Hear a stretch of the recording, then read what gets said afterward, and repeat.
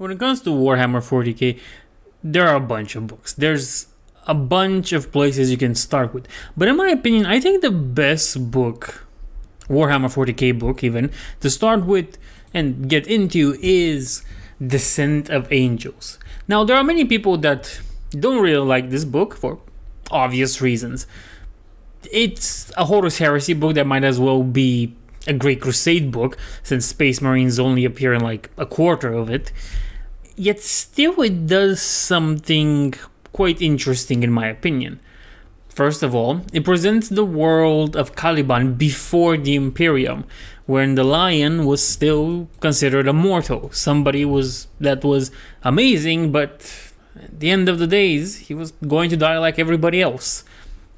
And I think that works really well, especially when you consider you have characters like Zahariel, our protagonist, and his cousin Nimio, and the way their relationship evolved, and how they're always at one another's throat, or at each other's throat, if you wish. The idea is that it's not going to be 40k like you know it. It's honestly, all the critics are kind of correct. It's a bad entry point overall, and what it presents might be interesting if you're a fan of Dark Angels, but it doesn't give you that much if you really want some good 40k book. But I tend to disagree with that, because the book does something amazing in showing a society before the Imperium arrives. Now granted, there are other books that deal with this, but this one manages to make it emotional, intriguing in a very interesting way. In fact, once you have the Watchers in the Dark come out and have a chat with Zahariel. And I think it works because of that. Now, granted, it's a bad point even for the Horus Heresy to start with, because again, it might as well be a Great Crusade book than a Horus Heresy one. But still, it plants the proper seeds of betrayal, of jealousy, and it tackles many of the core aspects of Warhammer 40k and the Imperium and Space Marines at large. Even though the Space Marines aren't present that much in the book, the impact in the emotional brotherhood that you have in the Order of Knights of Caliban, which I guess the Lion is the Grand Master of at some point, it's still interesting, and it tackles the main theme of Space Marines, that of brotherhood, and that of jealousy once we get into Luther's mind a little. But that comes way further down the line in the book. Descent of Angels also deals with an interesting aspect, which granted was already explored in the first 3 books of the Horus Heresy, but it deals with the supernatural and how you perceive the warp, in that it's a new challenge. It's an interesting one at that, but still, it's new and it's a little bit exciting for our Dark Angels in it. Again, as I said, the critics are pretty much correct. It's very hard to get into it. It's a weird entry point in the whole history of 40k, but what the book does, it does good, and it presents things as they should be, or as they really are.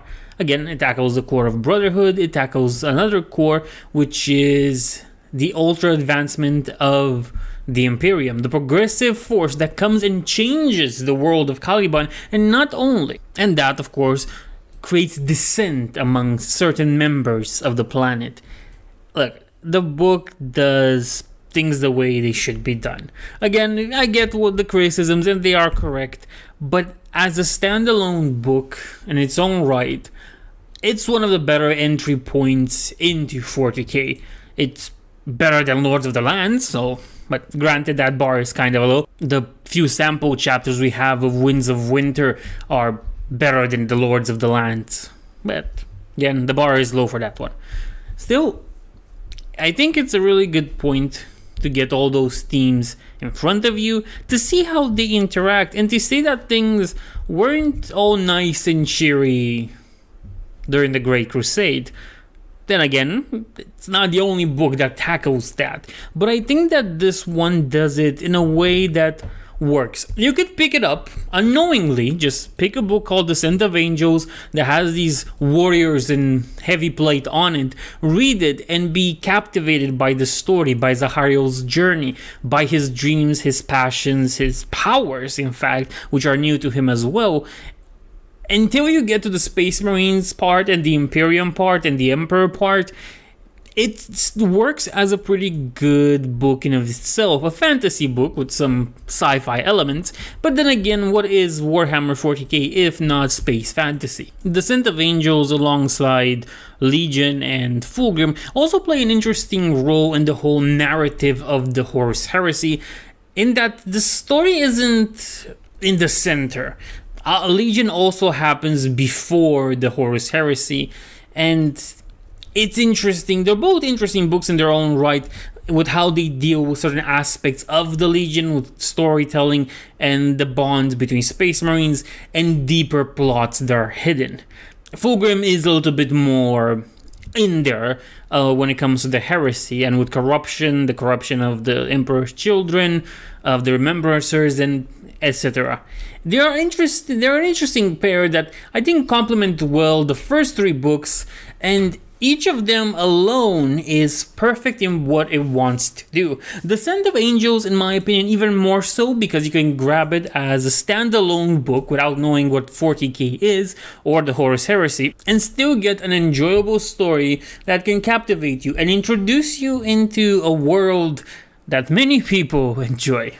Nevertheless, I hope you look into it, and I'll see you in the next one. Arrivederci.